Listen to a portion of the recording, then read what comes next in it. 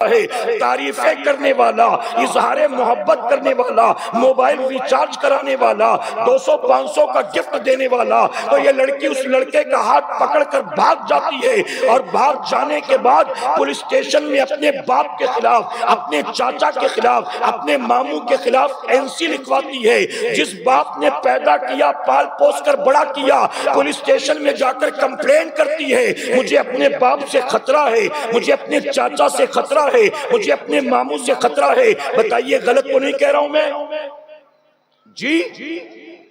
जिसने पैदा किया, पाल पोस कर बड़ा किया, आज अगर कोई आवारा मिल गया, नफ्स परस्त मिल गया, तो तू उसी की मोहब्बत के चक्कर में अपने माँ बाप की मोहब्बत को उठाकर पीठ के पीछे फेंक देती है और पुलिस स्टेशन में उनके नाम की कंप्लेन करती है और कहती मुझे अपनी माँ से खतरा, अपने बाप से खतरा। मैंने एक वीडियो देखा इंटरनेट पर, पुलिस स्टेशन के अंदर लड़की एक लड़के का हाथ पकड़कर खड़ी थी और उसके सामने उसका 62 साल का बूढ़ा बाप हाथ जोड़कर खड़ा था और बाप अपनी बेटी से कह रहा था, बेटी ऐसा मत कर, बेटी मेरी इज्जत का सवाल है, बेटी पूरा खानदान बदनाम हो जाएगा, बेटी कोई गलती हो गई तो माफ कर दे, बेटी ये गलत कदम मत उठा, बेटी हमारे साथ घर वापस चल, बेटी हम तुझसे कभी कुछ नहीं कहेंगे, हम कभी कोई शिकायत नहीं करेंगे, हम कभी तुझसे कोई बात पुरुष नहीं करेंगे, हमारे साथ चल बेटी, हमारी इज्जत तेरे हाथ में है।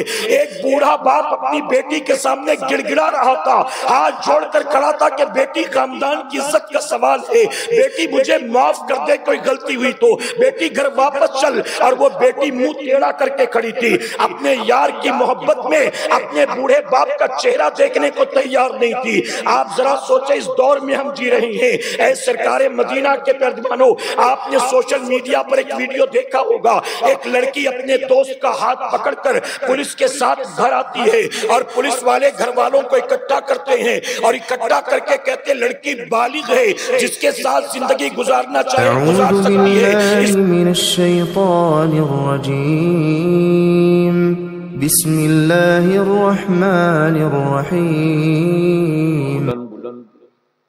हमारी माएं बहनें बच्चियां धीमी आवाजों में दुरूद शरीफ का नजराना पेश कर लें। अस्सलातु वस्सलामु अलैका या रसूल अल्लाह। आप शायद समझे नहीं, मैं जैसे दुरूद शरीफ पढ़ा रहा हूं ऐसे आपको दुरूद शरीफ पढ़ना है। अस्सलातु वस्सलामु अलैका या हबीब अल्लाह। अस्सलातु वस्सलामु अलैका या नबी अल्लाह व अला आलिका व अस्हाबिका या नूर अल्लाह सल्लल्लाहु तआला अलैहि वसल्लम। रब्बे काबा की बारगाह में दुआ है, मौला अपने हबीब साहिबे लौलाक सल्लल्लाहु तआला अलैहि वसल्लम के सदक़तु फैल हम तमाम हाज़रीन और सामीन को तू दमे वापसी तक हक कहने, हक सुनने और अपने हक वाले बंदों के दामन से वाबस्ता रहने की तौफीक नसीब फरमा। साथ ही बारगाहे रब्बुल इज़्ज़त में दुआ है कि मेरे करीम हम गुनाहगारों को, हमारे वालिदैन को और हमारी क़यामत तक आने वाली तमाम नस्लों को सही मायनों में गौसो ख्वाजा व रज़ा से मोहब्बत की तौफीक नसीब फरमा और अपने इन महबूबीन की मोहब्बतों का सिला हमें दुनिया और आखिरत दोनों जहां में नसीब फरमा।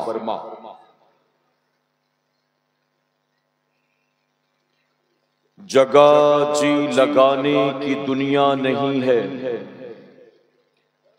जगह जी लगाने की दुनिया नहीं है, ये इबरत की जा है तमाशा नहीं है।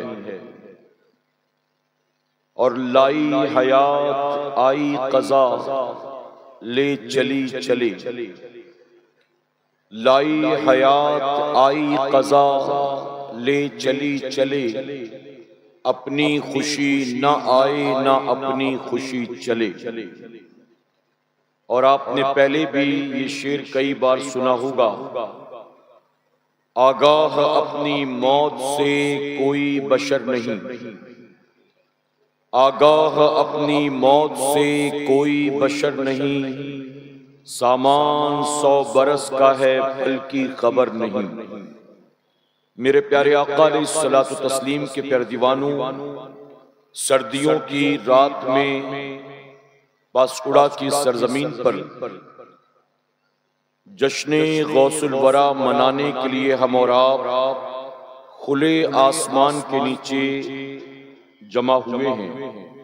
अल्लाह तबारक व तआला आज की शब इस महफिल पाक के सजाने वालों का सजाना और हमारा और आपका दूर दराज से यहाँ आना कबूल फरमाए। ये मौके जिंदगी में बार बार आया नहीं करते। मेरे प्यारे आका अलैहिस्सलातु तस्लीम के प्यारे दीवानों, आपकी और मेरी इसी जगह पर पिछले महीने की 19 तारीख को मुलाकात हुई थी, इसी महफिल पाक में, और मैंने आपके सामने कुछ बातें नमाज के ताल्लुक से पेश की थी।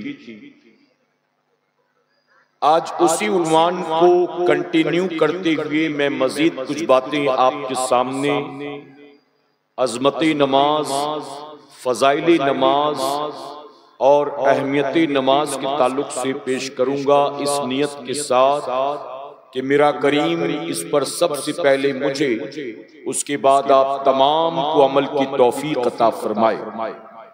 मेरे प्यारे आका अलैहिस्सलातु तस्लीम के प्यारे दीवानों, मैं उलमा इकराम की मौजूदगी में एक बात इस्लाह के तौर पर और तरबियत के तौर पर आप सबको बताना चाहता हूं। आप जानते हैं कि हम सुन्नियों के यहाँ जलसों का सिलसिला साल भर जारी रहता है। हर गांव का, हर खानकाह का, हर मजार का, हर मदरसे का अपना एक सालाना जलसा होता है। कहीं 11वीं शरीफ के नाम पर, कहीं 12वीं शरीफ के नाम पर, कहीं जश्न गरीब नवाज के नाम पर, कहीं शोदाए करबला के नाम पर, कहीं दस्तार बंदी के नाम पर, कहीं सालाना जलसे के नाम पर, कहीं किसी मजार के उर्से पाक के नाम पर।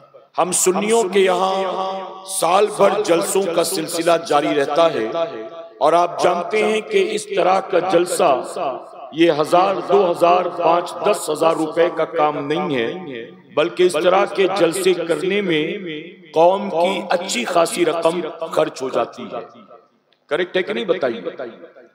आप जलसों का कैलकुलेशन करें, आप नियाज का, लंगर का, उर्स का कैलकुलेशन करें, आप जुलूस का कैलकुलेशन करें, आप इस जलसे के डेकोरेशन का कैलकुलेशन करें, आप 11वीं शरीफ, 12वीं शरीफ की महफिलों में या उस मौके पर जो बाजार, गलियां, मसाजिद सजाई जाती हैं उसका कैलकुलेशन करें। आप माहे मुहर्रम में जो ताजिया बनाया जाता है, शरबत पिलाया जाता है, नियाज़ें तकसीम की जाती हैं, इसका कैलकुलेशन करें।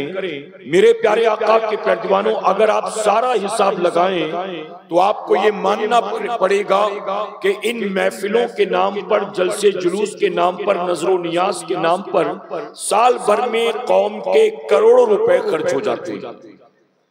करेक्ट है कि नहीं बताइए? साल भर में कौम के करोड़ों रुपए खर्च होते हैं। मेरे प्यारे आका के प्यारे दीवानों, इन पैसों को खर्च करने में कोई बुराई नहीं है, लेकिन हमें और आपको ये सोचना चाहिए कि इतना माल खर्च करने के बाद हमें रिटर्न क्या मिल रहा है। इतना इन्वेस्टमेंट करने के बाद हमें रिटर्न क्या मिल रहा है, इसकी तरफ तवज्जो देना बेपनाह जरूरी है। पिछली 19 तारीख को ऐसा ही एक जलसा यहाँ हुआ था।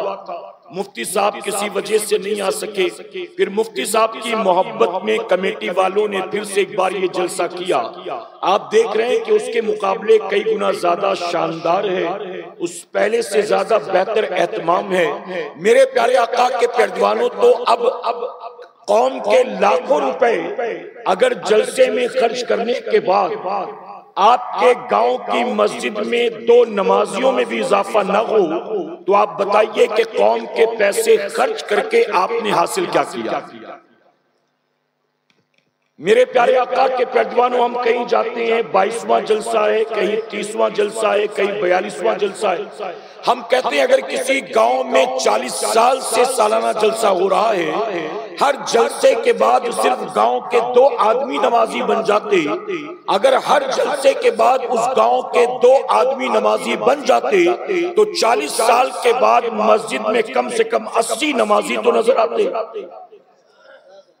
लेकिन फजर की नमाज में जाकर आप देखें, क्या आपको 80 नमाजी फजर की नमाज में आपकी गांव की मस्जिद में नजर आते हैं?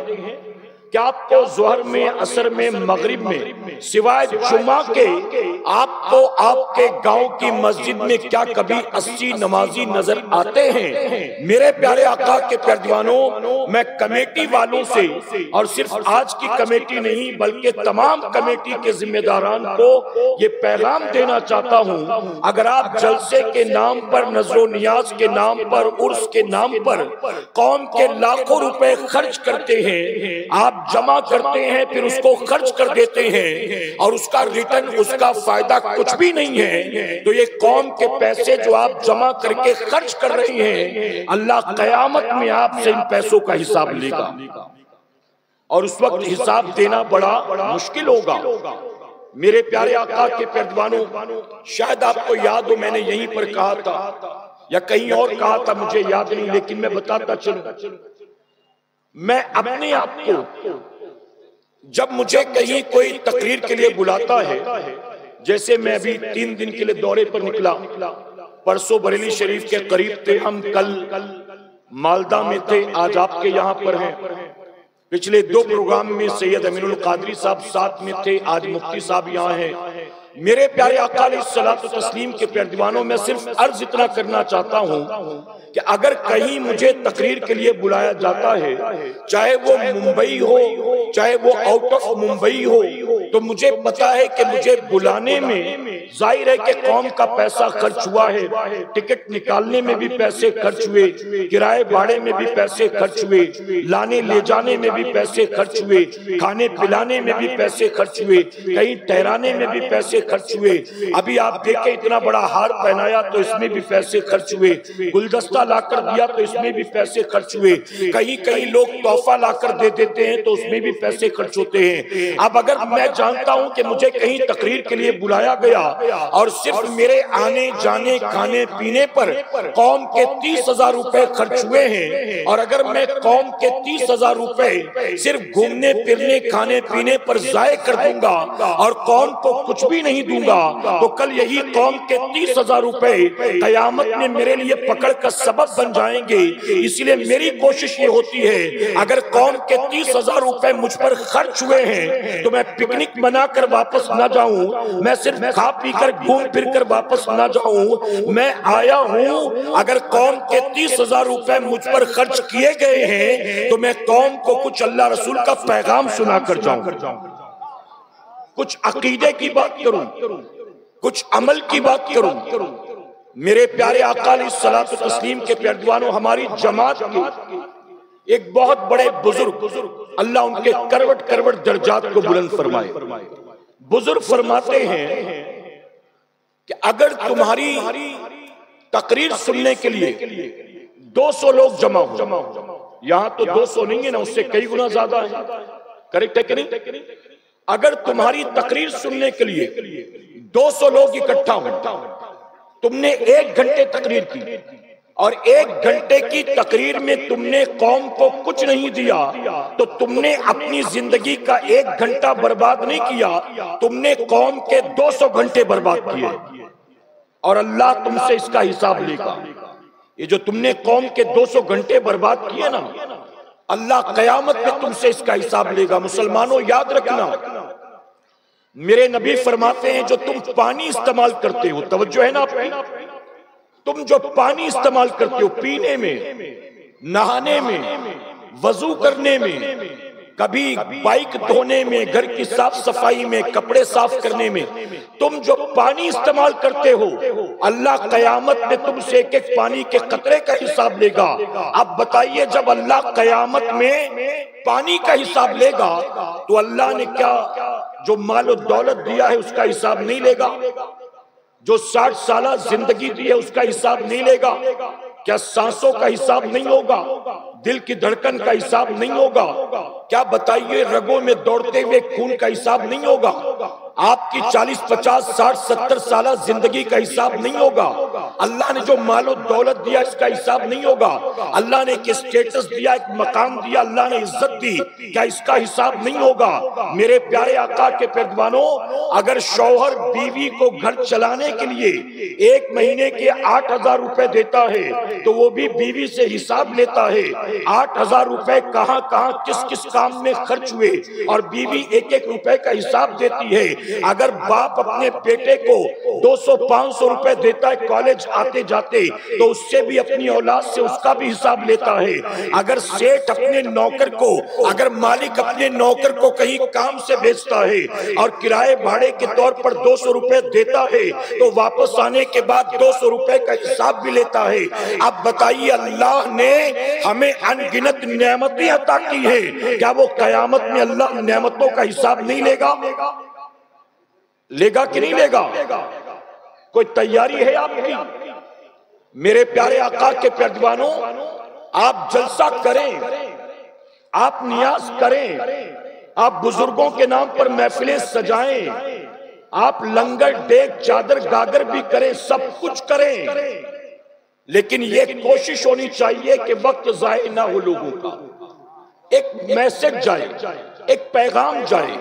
इसलिए मैंने परसों भी ये बात कही थी, अपने जलसों को, आज बताइए, बाप की बात सुनने के लिए बेटा तैयार नहीं है, शौहर की बात सुनने के लिए बीवी तैयार नहीं है, बड़े भाई की बात सुनने के लिए छोटे भाई बहन के पास टाइम नहीं है, आज जब उस्ताद की बात सुनने के लिए शागिर्द तैयार नहीं है, ऐसे में अल्लाह रसूल का पैगाम सुनने के लिए जब ये हजारों की भीड़ जमा हो जाती है तो यहाँ इनको बुलाने के बाद इन्हें कोई मैसेज देने की कोशिश करनी चाहिए। मेरे प्यारे आका के पैरवानों, अपने जलसों को सिर्फ रस्मो रिवाज न बनाओ, अपने जलसों को इनकलाबी जलसे बनाओ, अपने जलसों को मयारी जलसे बनाओ, अपने जलसों को लोगों की दुनिया और आखिरत संवारने का सबब बनाओ, अपने जलसों को लोगों के सोच और फिक्र तब्दील करने का जरिया बनाओ, अपने जलसों को दुनिया और आखिरत अल्लाह और उसके रसूल की रजा हासिल करने का जरिया बनाओ,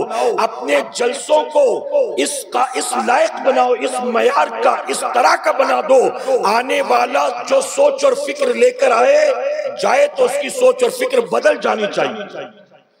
वो यहां से जाए तो गौर और फिक्र करे, वो यहां से जाए तो कहे मैं कहां हूं यार, मैं मुसलमान होकर कैसी जिंदगी गुजार रहा हूं, मुझे अपने आप को बदलना, अपने अखलाक को, अपने किरदार को, अपने मामलात को, अपने चेहरे को, अपने लिबास को, अपनी लाइफस्टाइल को चेंज करना है। आए तो जाए तो सोचता हुआ जाए, ये कोशिश होनी चाहिए। अल्लाह अमल की तौफीक अता फरमाए। मेरे प्यारे आका के पैरवानों, बहुत जल्द मुफ्ती साहब तशरीफ लाने वाले हैं और मैं नहीं चाहता कि मुफ्ती साहब आए तो फिर मैं बयान करता रहूं। आपने बहुत इंतजार किया, बहुत जल्द इंशाअल्लाह मुफ्ती साहब को मैं माइक देना चाहूंगा, लेकिन मैं 2-3 अहम बातें समझाना चाहता हूं। इजाजत है आपकी?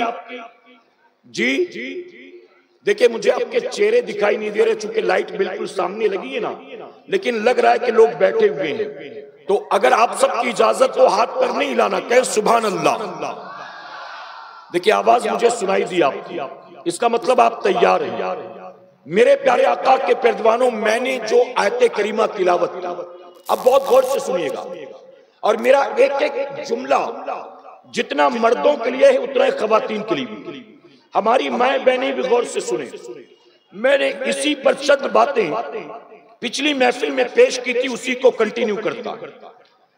अल्लाह कुरान मुकद्दस में फरमाता है, आयत करीमा जिसका मफहूम, बेशक नमाज रोकती है, बेहयाई और बुरी बात से। इन्नस्सलाता तन्हा अनिल फ़ाहशाइ वल मुनकर। अल्लाह ने इस आयत करीमा के जरिए नमाज की दो बरकतों का जिक्र फरमाया। वो दो बरकतें कौन सी हैं? नमाज रोकती है बेहयाई से और नमाज रोकती है बुराई से। अब मुझे दिल पर हाथ रखकर बताएं आप, क्या ये दो चीजें आज मुस्लिम मुआशरे में आम नहीं है? जी, बेहयाई और बुराई आज मुस्लिम सोसाइटी में आम नहीं है। मेरे प्यारे आका के पैरवानों, ये बात भी मैंने पूरे हिंदुस्तान में तकरीबन कही, आप सुन लें। शायद पिछली महफिल में मैंने कहा होगा, मुझे याद नहीं। इस वक्त हिंदुस्तानी मुसलमानों में सबसे ज्यादा तेजी से दो बुराइयां फैल रही हैं। एक है हमारी कौम के जवानों में और दूसरा है कौम मुस्लिम की बच्चियों में। और वो दो बुराइयां कौन सी है? कौम मुस्लिम का नौजवान तेजी से नशावर चीजों की तरफ जा रहा है, शराब पी रहा है, चरस चिलम गांजा पी रहा है, एमडी कोरेक्स वाइटनर का इस्तेमाल कर रहा है, कहीं कोई बटन का सोल्यूशन का इस्तेमाल कर रहा है। तो तेजी से कौम मुस्लिम के नौजवान नशावर चीजों की तरफ जा रहे हैं। और हमारी बच्चियां, दूसरी बुराई मुसलमान बच्चियों में, मुसलमानों की बेटियां बेहया हो गई, बेगैरत हो गई, बेशर्म हो गई, बेपर्दा हो गई। और मुसलमानों की बच्चियों के अखलाक और किरदार की गिरावट का आलम यह है कि मुसलमान खानदान में पैदा हुई, मुसलमान माँ बाप के घर पैदा हुई, लेकिन मुसलमान होने के बावजूद भी अपने नफ्स के लिए, दुनिया के लिए, जिस्मानी लज्जतों के लिए किसी का भी हाथ पकड़कर अपने माँ बाप के मुंह पर काली पोत कर घर छोड़कर भागने को तैयार है। और आज हिंदुस्तान की सरजमीन पर ये जो दूसरी बुराई तेजी से फैल रही है, आप मेन स्ट्रीम मीडिया पर तो नहीं, सोशल मीडिया पर देखेंगे आज रोजाना न जाने कितनी मुसलमानों की बेटियां मुर्तद हो रही हैं, सिर्फ जिस्मानी लज्जतों के लिए, नफ्स के लिए, ख्वाहिशात के लिए। मेरे प्यारे आका के पैरवानों, मैं बहुत माजरत के साथ कहूंगा, मैंने सोशल मीडिया पर एक वीडियो देखा, पुलिस स्टेशन के अंदर बाकायदा लड़का और लड़की खड़े थे। आप जरा सोचे हम किस दौर में जी रहे हैं। अरे जिस बाप ने तुझे पैदा किया, जिस बाप ने तुझे पाला पोसा, जिस बाप ने तुझे जवान किया, जिस बाप ने तुझे खिलाया पिलाया, जिस बाप ने तुझे पढ़ाया लिखाया, आप जानते हैं जब इसी लड़की को कोई लड़का मिल जाता है, कॉलेज जाने वाला, कहीं जॉब करने वाला, मोहल्ले में रहने वाला, तो जब इस लड़की को कोई लड़का मिल जाता है, तारीफें करने वाला, इजहार मोहब्बत करने वाला, मोबाइल रिचार्ज कराने वाला, 200-500 का गिफ्ट देने वाला, तो ये लड़की उस लड़के का हाथ पकड़कर भाग जाती है। और भाग जाने के बाद पुलिस स्टेशन में अपने बाप के खिलाफ, अपने चाचा के खिलाफ, अपने मामू के खिलाफ एनसी लिखवाती है। जिस बाप ने पैदा किया, पाल पोस कर बड़ा किया, पुलिस स्टेशन में जाकर कंप्लेन करती है, मुझे अपने बाप से खतरा है, मुझे अपने चाचा से खतरा है, मुझे अपने मामू से खतरा है। बताइए गलत तो नहीं कह रहा हूं मैं? जी, जिसने पैदा किया, पाल पोस कर बड़ा किया, आज अगर कोई आवारा मिल गया, नफ्स परस्त मिल गया, तो तू उसी की मोहब्बत के चक्कर में अपने माँ बाप की मोहब्बत को उठाकर पीठ के पीछे फेंक देती है और पुलिस स्टेशन में उनके नाम की कंप्लेन करती है और कहती मुझे अपनी माँ से खतरा, अपने बाप से खतरा। मैंने एक वीडियो देखा इंटरनेट पर, पुलिस स्टेशन के अंदर लड़की एक लड़के का हाथ पकड़कर खड़ी थी और उसके सामने उसका 62 साल का बूढ़ा बाप हाथ जोड़कर खड़ा था और बाप अपनी बेटी से कह रहा था, बेटी ऐसा मत कर, बेटी मेरी इज्जत का सवाल है, बेटी पूरा खानदान बदनाम हो जाएगा, बेटी कोई गलती हो गई तो माफ कर दे, बेटी ये गलत कदम मत उठा, बेटी हमारे साथ घर वापस चल, बेटी हम तुझसे कभी कुछ नहीं कहेंगे, हम कभी कोई शिकायत नहीं करेंगे, हम कभी तुझसे कोई बात पुरुष नहीं करेंगे, हमारे साथ चल बेटी, हमारी इज्जत तेरे हाथ में है।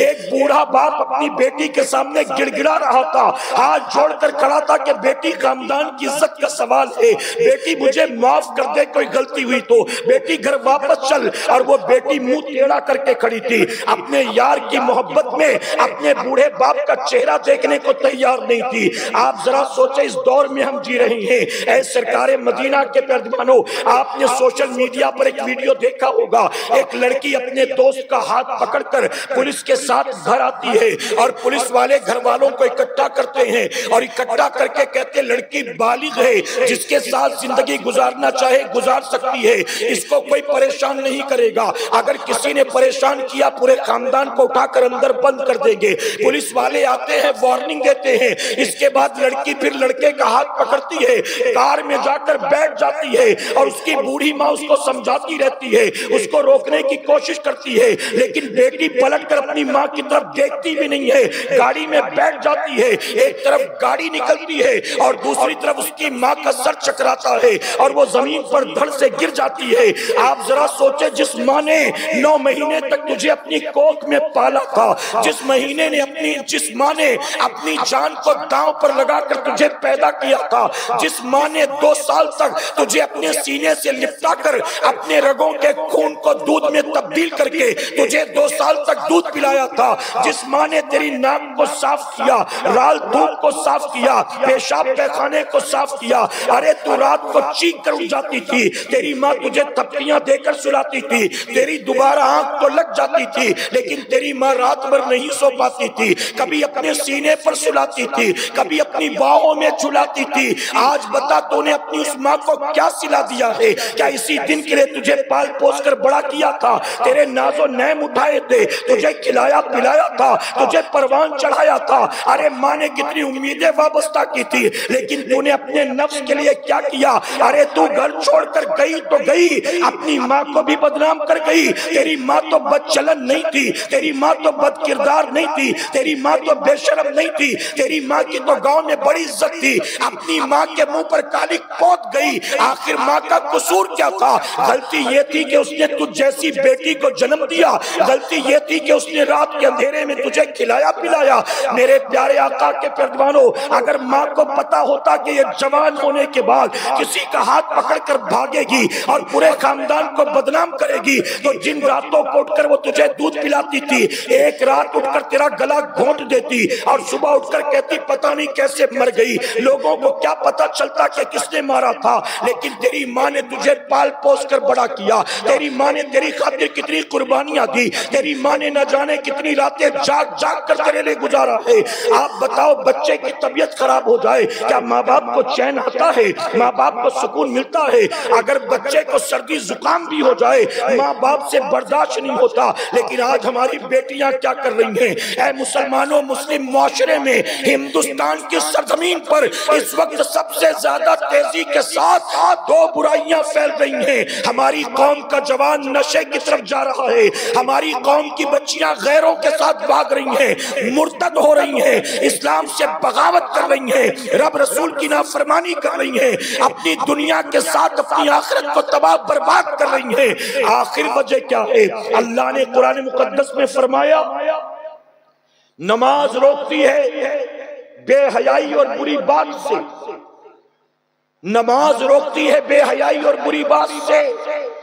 फिर मुसलमान बेहयाई बुरी बात से बचता क्यों नहीं बच रहा है? उसकी वजह यह है कि जब तू नमाज के करीब आएगा तभी तो नमाज की बरकत से माला माल होगा ना।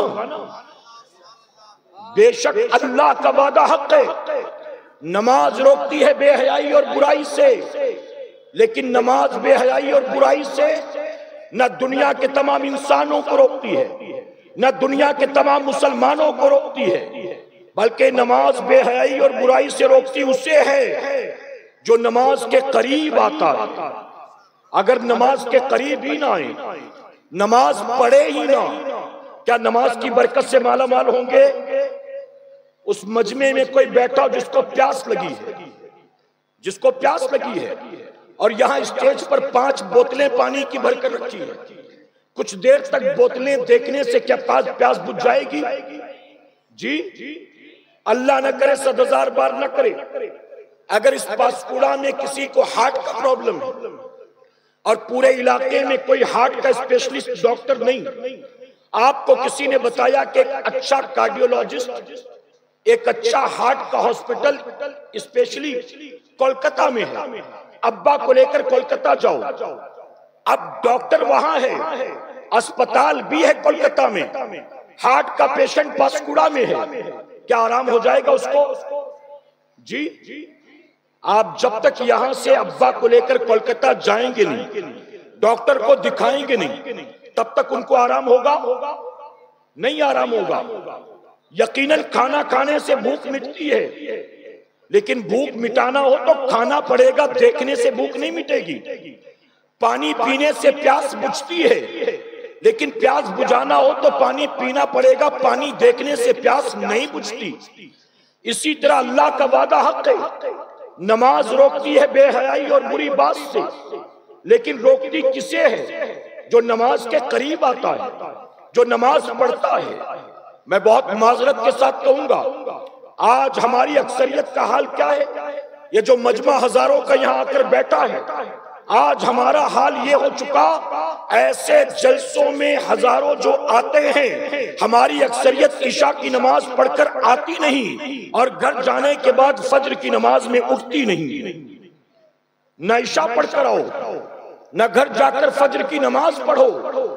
अल्लाह तुम्हें कामयाबी देगा, अल्लाह तुम्हें इज्जत देगा, अल्लाह तुम्हें सरबुलंदी देगा। अच्छा मुझे बताओ, ये जितने बैठे हैं सब अंगूठा छाप तो नहीं होंगे, पढ़े लिखे नौजवान भी होंगे, पढ़े लिखे नौजवान भी होंगे, सारे गरीब नहीं होंगे, मालदार भी बैठे होंगे, सारे गांव देहात वाले नहीं, शहरों के लोग भी आए होंगे।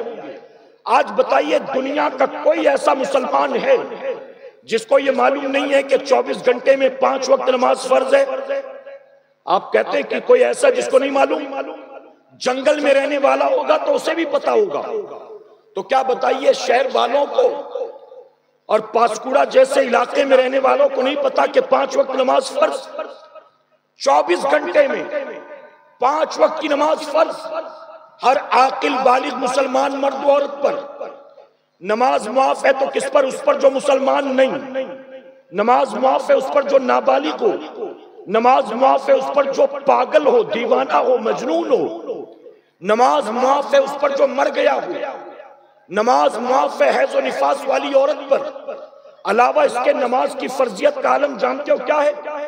फरमाया गया, एक मुसलमान जिसके दोनों हाथ दोनों पैर कट गए, तवज्जो है ना आपकी?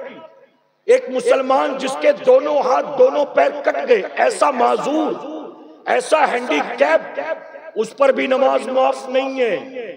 कहा गया वो कैसे पढ़े? मस्जिद तक जा नहीं सकता, वजू का लोटा उठा नहीं सकता, नल चला नहीं सकता, वो कैसे पढ़ेगा? तो फरमाया गया, तयम्मुम की नियत से अपने चेहरे को दीवार में हल्के से रगड़ ले, चेहरे का मसा कर ले तयम्मुम की नियत से, और नमाज को अदा करे। बल्कि यहाँ तक फरमाया गया, एक औरत, आला हज़रत अज़ीमुल बरकत लिखते हैं, एक औरत जिसको लेबर पेन हो रहा हो, जिसको दर्दे जे हो रहा हो, बस डिलीवरी होने वाली है, अस्पताल लेकर गए, उसको स्ट्रेचर पर लिटाया गया, अंदर वार्ड में लेकर जा रही हैं, डिलीवरी के दर्द में तड़प रही है, लेकिन बच्चा अभी बाहर आना शुरू नहीं हुआ, अभी जिस्म से नापाक खून निकलना शुरू नहीं हुआ, अभी दर्द में तड़पती है, लेकिन डिलीवरी शुरू नहीं हुई और नमाज का वक्त हो गया। तो फरमाया गया वो नमाज भी उस औरत पर फर्ज है। आप बताइए, वो नमाज भी उस पर माफ नहीं? जिसके दोनों हाथ दोनों पैर कट गए हों, ऐसे मुसलमान पर भी नमाज माफ नहीं? ऐ रात भर पबजी खेलने वालों, तुम पर नमाज माफ होगी? रात भर यूट्यूब पर गंदी गंदी फिल्में ड्रामे देखने वालों, तुम पर नमाज माफ होगी? वेब सीरीज देखने वालों, तुम पर नमाज माफ होगी? टिकटॉक पर, रील पर दूसरों की बेटियों को नंगा नाचता हुआ देखने वालों, तुम पर नमाज माफ होगी? आप बताओ, रात भर जो लूडो खेलेगा, पबजी खेलेगा, यूट्यूब, फेसबुक, इंस्टाग्राम पर लगा रहेगा और एक वक्त की नमाज माफ नहीं होगा, नहीं नमाज नहीं पढ़ेगा, क्या उस पर नमाज माफ होगी? मेरे प्यारे प्यारे अकाली सलात व तस्लीम के पैगंबरों, अल्लाह कयामत में जब पकड़ फरमाएगा ना, मैं मिंबर पर मौजूद हूँ, पूरी जिम्मेदारी के साथ कहता हूँ, अल्लाह कयामत में जब किसी बंदे की पकड़ कर लेगा तो पूरी कायनात मिलकर भी अल्लाह की पकड़ से तुझे और मुझे बचा नहीं सकती। यावारा गर्दी, ये दुनियादारी, ये नफ्स की लज्जतों के चक्कर में रब रसूल की नाफरमानी, मेरे प्यारे आका के पैगंबरों, नमाज बेहयाई और बुरी बात से रोकती है। जरा देखें, सूफिया फरमाते हैं अल्लाह ने कुरान मुकद्दस में 700 मकाम पर नमाज का हुक्म दिया। कितने मकाम पर? सारे कहे बुलंद आवाज से, कितनी जगह पर? जिनको नहीं सुनाई दिया उनके लिए एक बार बोले, कितनी जगह पर? 700 मकाम पर। अल्लाह ने कुरान में 700 मकाम पर नमाज का हुक्म दिया। फिर भी पढ़ रहा है मुसलमान, पढ़ रहा है। मैं जुमा की 2 रकात की बात नहीं करता, मैं ईद बकरा ईद की बात नहीं करता। अरे वो पढ़ने तो शराबी भी आ जाता है, वो पढ़ने तो जुआरी भी आ जाता है, वो पढ़ने तो रब रसूल का बागी भी आ जाता है। ये क्या कमाल है कि तू भी शबे बारात में मस्जिद में आ गया। ये क्या कमाल है कि तू भी जुमा की 2 रकात पढ़ने के लिए मस्जिद में आ गया। अरे कमाल तो ये है कि तू दुनिया में मसरूफ था, लेकिन जब अल्लाह के मुनादी ने आवाज दिया हय्या अलस सलाह हय्या अलल फलाह, अल्लाह के मुनादी ने जैसे ही आवाज दी, तूने दुनिया को झटक दिया और रब का सजदा करने के लिए अल्लाह के घर में हाजिर हो गया। मेरे प्यारे आका के पैगंबरों, माह रमजान में पढ़ लेना। अच्छा, कुछ लोग कहते मैं रमजान में पाबंदी करता हूं। रमजान में पाबंदी करते तो कोई कमाल नहीं करते। उसकी वजह कि जो तुझे नमाज से रोकने वाला है ना, अल्लाह ने उसको कैद कर दिया है। जो नमाज से रोकने वाला तेरा दुश्मन शैतान था, अल्लाह ने उसको कैद कर दिया। तो तू मजे से खूब पढ़ता रहा। तूने फज्र भी पढ़ा, जोहर भी पढ़ा, असर भी पढ़ा, तूने दिन भर भूखे रहकर तरावी भी पढ़ ली। तूने कोई कमाल नहीं किया। जो तुझे रोकने वाला दुश्मन था, जब वो कैद में गया तो तूने खूब पढ़ लिया। कमाल तो ये है कि रोकने वाला दुश्मन आजाद घूमता हो और तू 5 वक्त उसका मुकाबला करके अल्लाह का सजदा अदा करे। जरा उसका मुकाबला करके पढ़ तो सही। मेरे नबी ने हदीस मुबारका में नमाज की ताकीद भी की। नमाजी को क्या इनाम मिलेगा, मेरे आका ने यह भी ऐलान कर दिया। नमाज नहीं पढ़ोगे तो अंजाम क्या होगा, हुजूर ने यह भी बता दिया। सुना है कि नहीं आपने? पढ़ोगे तो इनाम का वादा। मेरे नबी फरमाते नमाज रज़ा इलाही का जरिया, नमाज मोमिन की मेराज, नमाज हक और बातिल में फर्क पैदा करने वाली चीज है। नमाज दीन का सुतून है। नमाज रिस्क में बरकत का सबब है। नमाज कब्र के अंदर मोमिन के लिए नूर है। नमाज मेरे आंखों की ठंडक है। अब बताइए, मेरे नबी ने इतनी फजीलत गिना दी। मेरे प्यारे आका के पैगंबरों, आज हमसे लोग कहते हैं हजरत नमाज पर तकरीर करिए, नमाज पर तकरीर करिए। कहीं कहते शराब के बारे में बोलिए, कहीं कहते माँ बाप के हुकूक के बारे में बोलिए। हम कहते हैं कि मेरी कौम, अल्लाह उसके रसूल ने जब 1450 साल पहले नमाज के बारे में बता दिया, माँ बाप के हुकूक के बारे में बता दिया, शराब के बारे में बता दिया, जब मेरी कौम वो मानने को तैयार नहीं, जो रब रसूल की बात ना माने, मुझ जैसे मौलवी की बात को क्या मानेगा? कोई ढकी छुपी बात तो नहीं। आप जानते हो सूफिया ने क्या कर, सुने गौर से। आज अगर बीवी शौहर की बात न माने, एक बार समझाया, कल से नमक कम डालना, आजकल तेल बहुत ज्यादा हो रहा है, तेल कम करना। आज मिर्ची बढ़ा दिया तुमने, नमक कम हुआ तो मिर्ची बढ़ गई। 1 दिन 2 दिन 3 दिन 4 दिन 5 दिन समझाएगा शौहर, फिर भी बीवी को समझ में नहीं आ रहा। बताइए उसके तेवर बदलेंगे कि नहीं बदलेंगे? उसको गुस्सा आएगा कि नहीं आएगा? फौरन तेवर बदल जाएंगे। अगर शागिर्द, उस्ताद अपने शागिर्द को, तवज्जो है ना आपकी, उस्ताद अपने शागिर्द को कोई बात 1 बार 2 बार 3 बार कहे, शागिर्द ना माने, उस्ताद सर आंखों पे बिठाएगा, उसको क्या करेगा? सजा देगा, मारेगा, पीटेगा। अगर पीर साहब आपको कोई काम कहें, पीर साहब आपको कोई बात कहें, मानोगे कि नहीं मानोगे?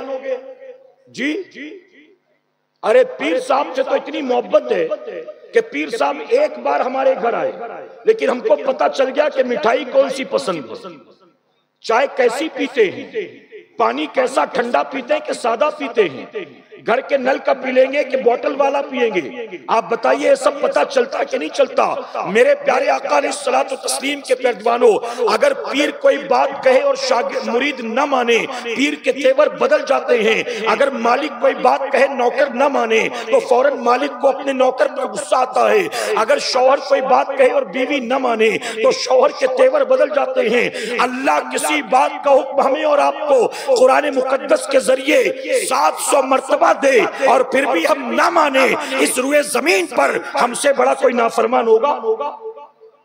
बल्कि सूफिया ने क्या फरमाया सुनो, फरमाते तूने अगर फज्र की नमाज नहीं पढ़ी, तूने अगर फज्र नहीं पढ़ा, एक फज्र कज़ा करके तूने 700 बार अल्लाह की नाफरमानी की। तूने जोहर नहीं पढ़ा, एक जोहर कज़ा करके तूने 700 बार अल्लाह की नाफरमानी की। तूने अगर असर भी नहीं पढ़ा, एक असर की नमाज कज़ा करके तूने 700 बार अल्लाह की नाफरमानी की। अब दिन भर की 5 नमाजों का हिसाब लगा ले, अगर 5 वक्त की नहीं पढ़ते तो 700 into 5 कितना होता है? रोजाना कितनी बार अपने रब की नाफरमानी कर रहे हो? अब बताइए, दिन और रात में हजारों बार अपने रब की नाफरमानी करते हो, फिर भी वो आसमान से पानी बरसाता है कि नहीं बरसाता? फिर भी जमीन से सब्जा उगाता है कि नहीं उगाता? रात सोने के बाद सुबह उठने की मोहलत देता है कि नहीं देता? अरे फज्र नहीं पढ़ा, जोहर नहीं पढ़ा, असर मगरिब इशा नहीं पढ़ा, फिर भी वो रोजी तंग नहीं करता। अल्लाह खिलाता भी है, पिलाता भी है, रात सोने के बाद सुबह उठाता भी है, इज्जत भी देता है, दौलत भी देता है, औलाद भी देता है, नेमत भी देता है। ऐ मुसलमानों, जब दिन रात अल्लाह रसूल की नाफरमानी के बाद अल्लाह की ये करम नवाजियां हैं, अगर तौबा करके पलट आओगे, मैं हिंदुस्तान की सरजमीन पर हूँ, जिम्मेदारी के साथ कहता हूँ, अगर हर मुसलमान तौबा करके पलट आए, अल्लाह उसको वही इज्जत फिर से अता करेगा जो इज्जत अल्लाह ने मेरे गरीब नवाज को अता फरमाया। नारे तकबीर, नारे रिसालत, जश्न गौसुल वरा कॉन्फ्रेंस। तुम जरा पलटो तो सही, तुम रब के सजदे करो तो सही, तुम अपने रब से सुलह तो कर लो। तुम्हारे पास हर चीज के लिए वक्त नहीं तो अल्लाह का सजदा करने के लिए वक्त। आईपीएल का मैच देखने के लिए टाइम है, टीवी सीरियल ड्रामे देखने के लिए टाइम है, ईद की बकरा ईद की शॉपिंग करने के लिए टाइम है, हर रिश्तेदार और पड़ोसी और गांव वालों की मंगनी में, निकाह में, वलीमे में, बारात में जाने के लिए टाइम है। 8 घंटे 10-12 घंटे अपने पेट के लिए दुकान पर बैठकर, खेत में बैठकर, फैक्ट्री में बैठकर माल कमाने के लिए टाइम है। अगर तुम्हारे पास टाइम नहीं है तो सिर्फ अल्लाह के लिए टाइम नहीं है। 24 घंटे में अगर तुम 5 वक्त नमाज की पाबंदी करो, कितना टाइम जाएगा? 8 घंटा खत्म हो जाएगा। 8 घंटा लगेगा 5 टाइम नमाज पढ़ने में, 4 घंटा, 2 घंटा, कितना टाइम? अगर 5 वक्त की नमाज जमात के साथ पढ़ोगे तो भी मैक्सिमम 1.25 घंटे, 1.5 घंटे, इससे ज्यादा टाइम नहीं। इतना 24 घंटे जिसने दिए, हर नेमत जिसने दी, सारी इज्जत और बरकत जिसने दी, अगर हर 24 घंटे में उसके लिए हमारे पास 1-1.25 घंटे का टाइम नहीं है, आप बताइए, अजान हो गई, दुकान पे बैठे, अल्लाह उसी वक्त नाराज हो जाए और आपकी आधी बॉडी को लकवा मार दे, क्या करोगे? बताओ, क्या करोगे? कुछ कर लोगे? फिर काम पर रहोगे या अस्पताल में रहोगे? कहां जाओगे? जरा नारे तकबीर, नारे रिसालत, मसलके आला हजरत, मुफ्ती साहब किबला, मुफ्ती सलमान अज़हरी साहब किबला, नारे रिसालत, मसलके आला हजरत, मुफ्ती सलमान अज़हरी साहब, मुफ्ती सलमान अज़हरी साहब किबला, लब्बैक लब्बैक लब्बैक या रसूल अल्लाह, लब्बैक लब्बैक लब्बैक। ऊंचा यादे सदाई मेरे की वो मेरा मुर्शिद ऊंचा यादे सदाई सदके जवां गुन गुचिया सदके जवां गुन गुचिया मेरे नबिया नाल निभाए मेरा मुर्शिद सोना मेरा मुर्शिद सोना मेरा मुर्शिद सोना मेरा मुर्शिद सोना सलमाने मिल्लत सोना सलमाने मिल्लत सोना सलमाने मिल्लत सोना अब हुस्न द हुस्न का जलवन बनवार का आलम क्या होगा अब हुस्न द हुस्न का जलवन बनवार का आलम क्या होगा हर कोई बिना मिल देखे दीदार का आलम क्या होगा बार विवाला सोना बार विवाला सोना सब मिलकर बार विवाला सोना बार विवाला सोना बार विवाला सोना बार विवाला सोना माने मिलत सोना माने मिलत सोना लब्बैक या रसूल अल्लाह लब्बैक या रसूल अल्लाह लब्बैक या रसूल अल्लाह लब्बैक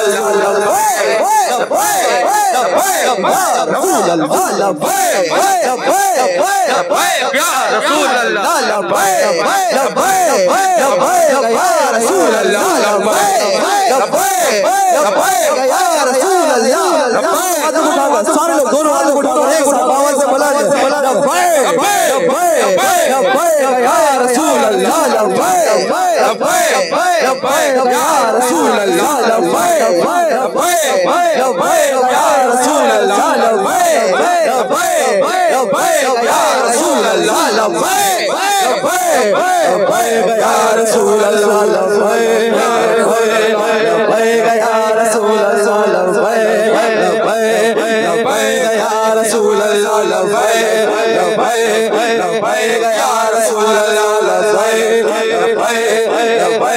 रसूल अल्लाह लब्बैक या रसूल अल्लाह लब्बैक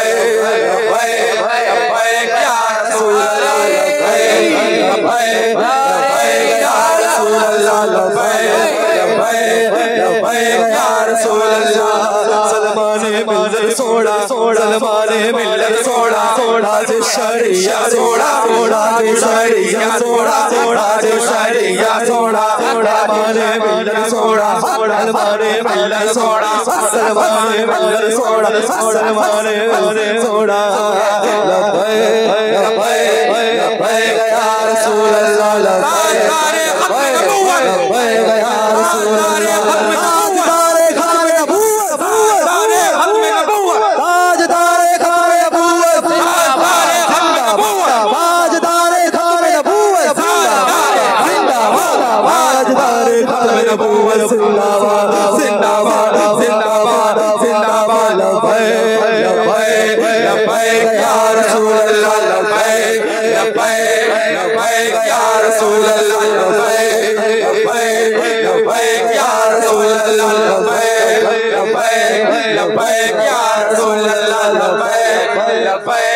लब्बैक या रसूल अल्लाह लब्बैक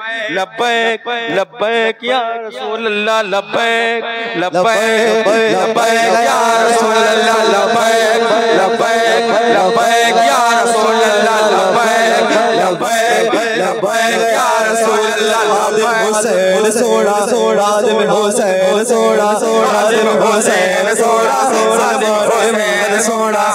मारे सलमाने मिल्लत सोड़ा खुद को मिटा देंगे हम चाल उठा देंगे खुद को मिटा देंगे हम चाल उठा देंगे उससे आशा पर हम सर कटा देंगे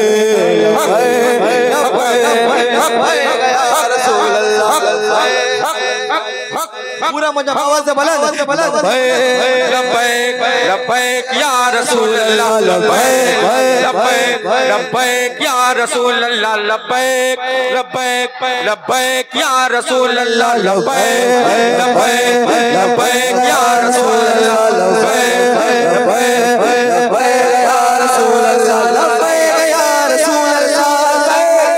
लब्बैक या रसूल अल्लाह लब्बैक या रसूल अल्लाह लब्बैक लब्बैक या रसूल अल्लाह लब्बैक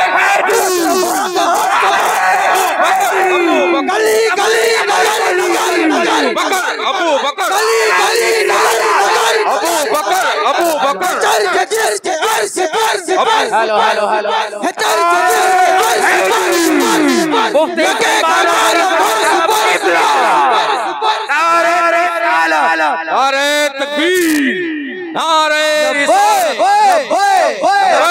या रसूल अल्लाह लब्बैक लब्बैक या रसूल अल्लाह लब्बैक लब्बैक या रसूल अल्लाह लब्बैक लब्बैक या रसूल अल्लाह लब्बैक लब्बैक या रसूल अल्लाह लब्बैक मेरे मुर्शिद ऊंचा ऊंचिया दे सगलाए सदक जबागन ऊंचिया तो जल दिया नाल निभाए सलवार सारे सोड़ा सोड़ा मारा सारे सोड़ा सोड़ा मारा सारे सोड़ा सोड़ा मारा सारे सोड़ा सोड़ा मारे मिलन सोड़ा सोड़ा मारे मिलन सोड़ा सोड़ा मारे मिलन सोड़ा सोड़ा मारे मिलन सोड़ा सोड़ा मारे मिलन सोड़ा सोड़ा नारे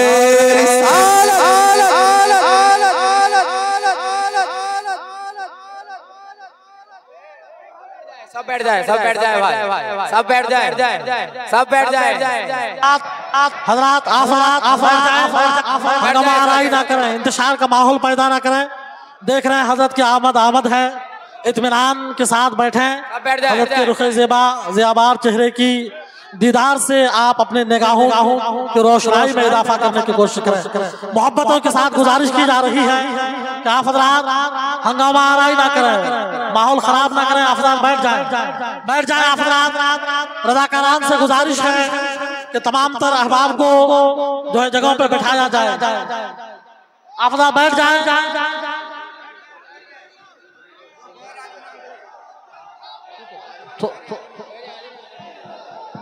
और अहले कमेटी के जानिब से हुक्म है, स्टेज में जो गैर आलिम है बड़ी माजरत के साथ वो जो है नीचे उतर जाए। जो गैर आलिम है स्टेज से माजरत के साथ नीचे उतर जाए।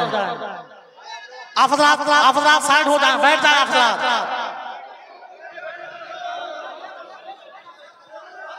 क्या ऐसा कर रहे हैं? बैठ जाए। रज़ाकारान से गुजारिश है तो लोगों को बैठाए।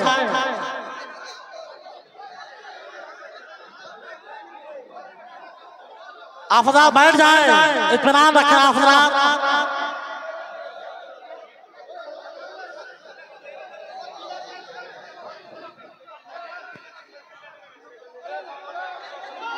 बैठ जाए। आफदा बैठ जाए, जितनी जल्द हो सके बैठ जाए। बराए मेहरबानी सामने से हट जाए, बिल्कुल बैठ जाए। आफदा अपनी जगहों पर बैठ जाए। देख रहे हैं हजरत की आमद है। मेरे प्यारे आका सल्लल्लाहु अलैहि वसल्लम के पैगंबरों फौरन देखिए हजरत आगे हैं। आप देख रहे हैं कि आज की बस के दूल्हा और गौसुल वरा कॉन्फ्रेंस के मरकजी खतीब काफी इंतजार के बाद आपके सामने मिंबरे रसूल पर जलवा अफरोज हो चुके हैं। अब अगर आप का खिताब सुनना चाहते हैं तो मुझे अपनी बात मुकम्मल करने का मौका दें। फौरन सामने से हट जाए। देखिए बहुत माजरत के साथ हजरत के आने से पहले आप लोग बहुत इत्मीनान के साथ बैठे थे और ये जो बदनज़मी है ना, इससे गलत इंप्रेशन जाता है, गलत मैसेज जाता है। आने वाले मेहमान पर गलत इंप्रेशन जाता है लोगों का। ऐसा ना किया करें। आप आपकी मोहब्बत अल्लाह सलामत रखे, अल्लाह आपको इसका बेहतर अजर अता फरमाए। आप अपने तमाम उलमा से, मशाइख से, अकाबरीन से, सादात से, हुफ़ाज़ से, इम्मा से मोहब्बत करें। अल्लाह इसका खूब बेहतर अजर अता फरमाएगा। लेकिन धक्का मुक्की करना, शोरगुल करना ये मोहब्बत नहीं है। ठीक है, बैठ जाए। मैं बस 5 मिनट में अपनी बात मुकम्मल करूं और आप जितनी जल्दी बैठेंगे उतनी जल्दी मेरी बात मुकम्मल होगी और फिर हज़रत का खिताब होगा इंशाअल्लाह। एक मरतबा दुरूद शरीफ पढ़ लें आप। अल्लाहुम्मा सल्ली अला मुहम्मदिन व आलिहि अल्फ मर्रा। मेरे प्यारे आका अलैहिस्सलातु तस्लीम के पैरदीवानों, आप जो जरा सुन रहे हैं जरा कहें सुभान अल्लाह। जिन हजरात तक मेरी आवाज पहुंच रही है जरा वो कहें सुभान अल्लाह। देखिए मुफ्ती साहब ने भी आते हुए यही कहा कि सामने 3 लाइटें लगी हैं तो लोग जो बैठे हैं वो दिखाई नहीं दे रहे हैं, तो इसलिए आपकी आवाज कम से कम सुनाई दे। जरा मोहब्बत से पूरा मजमा सुभान अल्लाह कह दे। मेरे प्यारे आका अलैहिस्सलातु तस्लीम के पैर दीवानों में अर्ज कर रहा था, बस 5 मिनट में अपनी बात मुकम्मल करके फिर हज़रत इंशाअल्लाह आपसे खिताब फरमाएंगे। मैं अर्ज कर रहा था कि अल्लाह रब्बुल इज्जत ने कुरान मुक़द्दस में तकरीबन 700 मकामात पर नमाज का हुक्म अता किया। इसके बावजूद अगर हम नमाज नहीं पढ़ते हैं, आप बताइए अल्लाह किसी बात का हुक्म 700 मर्तबा दे और फिर भी हम उसकी बात न माने, तो इस हुए जमीन पर बताइए हमसे बड़ा भी कोई नाफरमान होगा कि 700 बार जो अपने रब की बात ना माने। मेरे प्यारे आका अलैहिस्सलातु तस्लीम के पैर दीवानों, अल्लाह का वादा हक है। बेशक नमाज रोकती है बेहयाई और बुराई से, बुरी बात से, लेकिन किसे रोकेगी? जो नमाज के करीब आए। अगर आप चाहते हैं कि आपकी सोसाइटी से बुराइयों का खात्मा हो, शराब पीने वाले नौजवान तौबा कर लें, जुआ खेलने वाले लोग तौबा कर लें, सूद का धंधा करने वाले लोग तौबा कर लें, जिना के अड्डों पर जाने वाले लोग तौबा कर लें। अगर आप चाहते हैं कि माँ बाप के नाफरमान माँ बाप की नाफरमानी से तौबा कर लें, वो जो मोहल्ले के लिए नासूर बना बैठा है वो तौबा कर ले। हमारी वो बेटियां जो बेहया बेगैरत बेपर्दा हो चुकी हैं वो तौबा कर लें और हमारी सोसाइटी से बुराई और बेहयाई का खात्मा हो। तो इसके खात्मे के लिए आपको सिर्फ एक काम करना है और वो क्या है?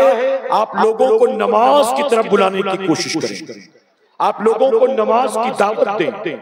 आप एक तहरीक चलाएं कि लोगों को नमाजी बनाया जाए, अपने गांव की मस्जिद को आबाद करें, अपने उलमा की इमाम की खिदमत करें, लोगों को नमाज की तरबियत दें, नमाज की तरफ उनको बुलाएं।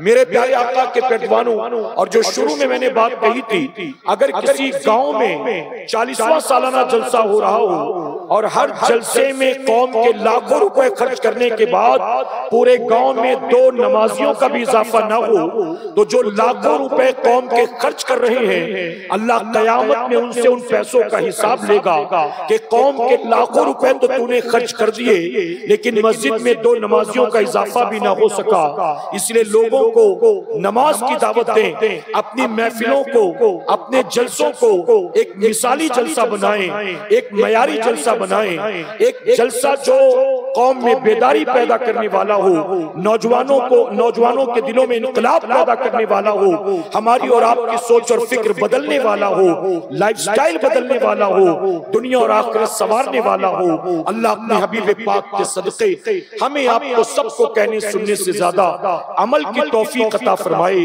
बस 1.5 मिनट में एक बात और अर्ज करूंगा चूंकि ज़हन में आई। मेरे प्यारे आका के पैरवानों, तवज्जो है ना आपकी? ख्वाजा जुनैद बगदादी रहमतुल्लाह तआला फरमाते हैं, ख्वाजा जुनैद बगदादी रहमतुल्लाह तआला फरमाते हैं कि मैं 6-7 साल का बच्चा था, मैंने एक माई को देखा, वो माई नमाज पढ़ रही थी और मैं देखकर हैरान था कि माई जब नमाज पढ़ रही थी तो एक बिच्छू माई के पैरों में डंक मार रहा था।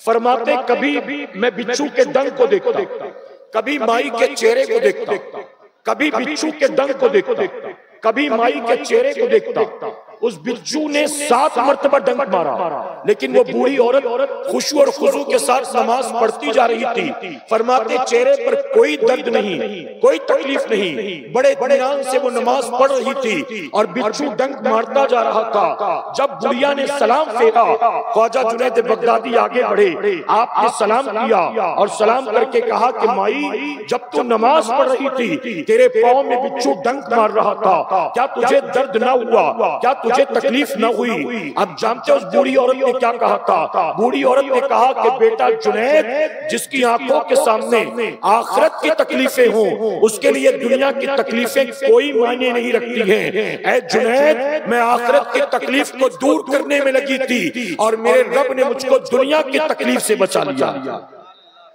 आज बताइए यहाँ कोई एक है जो किसी तकलीफ में ना हो, जो किसी मुसीबत में ना हो, जो किसी परेशानी में ना हो? कोई कह सकता है कि मेरी जिंदगी बड़े सुकून वाली, अल्लाह ने मुझे सारी नेमतें दे दी, मुझे कोई टेंशन नहीं। किसी को औलाद का टेंशन, किसी को ससुराल का टेंशन, किसी को पड़ोसी का टेंशन, किसी को काम धंधे का टेंशन, किसी को बेटी की शादी नहीं हो रही है टेंशन, किसी को सेहत और बीमारी का टेंशन, किसी को रोजी रोटी का टेंशन। हर कोई परेशान है। परेशानी क्यों है? क्योंकि हमने आखिरत की परेशानी को फरामोश कर दिया। अगर आज का दौर का मुसलमान आखिरत की परेशानी को याद करना शुरू कर दे और आखिरत की परेशानी को दूर करने की कोशिश में लग जाए, मैं जिम्मेदारी के साथ कहता हूं, तुम आखिरत की तकलीफों को याद करो, अल्लाह तुम्हें दुनिया की हर तकलीफ से महफूज फरमाए। अल्लाह अपने हबीब पाक के सदक़े हमें आपको सबको कहने सुनने से ज्यादा अमल करने की तौफीक अता फरमाए। दरमियाने गुफ्तगू अगर मुझसे जाने अनजाने में कोई गलती खामी रह गई, आप सबको उलमाए किराम को और बिलखुसूस मुफ्ती साहब किबला को गवाह बनाकर मैं सच्चे दिल से तौबा करता हूँ। रब मेरी तौबा कबूल फरमाए और हमारे आज के इस जलसे को अल्लाह क़यामत में हम सब के लिए, हमारे वालिदैन के लिए बख्शिश और निजात का सबब बनाए। वमा अलैना इल्लल बलाग।